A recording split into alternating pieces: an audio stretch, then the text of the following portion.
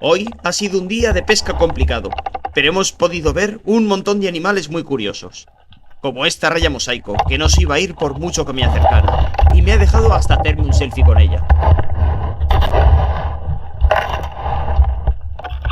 O este tiburón pinta roja, que incluso se dejaba tocar.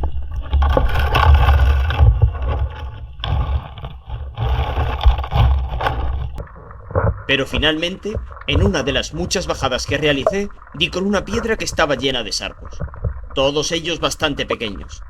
Pero si sabemos ser pacientes, en el fondo de las cuevas suelen estar los más grandes. Y así fue, que salió un sargo que merecía la pena, y pude darle un buen disparo.